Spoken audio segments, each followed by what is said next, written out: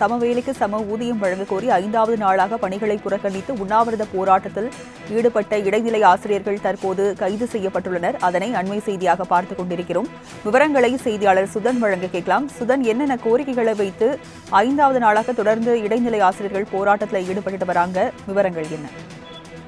வணக்கம் ராஜலட்சுமி. தமிழகத்தில் அரசு பள்ளிகளில் 2009ஆம் ஆண்டு மே 31ஆம் தேதி வரை நியமிக்கப்பட்ட அரசு பள்ளி இடைநிலை ஆசிரியர்களுக்கு ஓர் ஊதியமும், அதே ஆண்டு ஜூன் 1ஆம் தேதி முதல் நியமனம் செய்யப்பட்ட ஆசிரியர்களுக்கு மற்றொரு ஊதியமும் என நிர்ணயம் செய்யப்பட்டுள்ளது.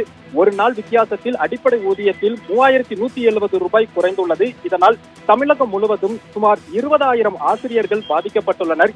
இந்த ஊதிய முரண்பாட்டை களைந்து திமுக அரசு தேர்தல் அறிக்கையில் வாக்குறுதி எண் 311 தெரிவித்தபடி சம வேலைக்கு சம ஊதியம் வழங்க வேண்டும் என வலியுறுத்தி இடைநிலை பதவி மூப்பு ஆசிரியர்கள் இயக்கம் தமிழகம் முழுவதும் தொடர் போராட்டத்தில் ஈடுபட்டு வருகின்றனர். அதன் ஒரு பகுதியாக சேலம் மாவட்டத்திலும் கூட தொடர்ச்சியாக 5வது நாளாக இடைநிலை ஆசிரியர்கள் தங்களது பணிகளை புறக்கணித்து போராட்டத்தில் ஈடுபட்டு வருகின்றனர். அதன்படி தற்போது சேலம் கோட்டை மைதானத்தில் 5வது நாளாக இன்றைய தினம் 300க்கும் மேற்பட்ட இடைநிலை ஆசிரியர்கள் தங்களது பணிகளை புறக்கணித்து உண்ணாவிரதம் போராட்டம் மேற்கொண்டனர். அப்போது பணியில் ஈடுபட்டிருந்த போலீசார் அவர்களை அதிரடியாக கைது செய்திருக்கிறார்கள்.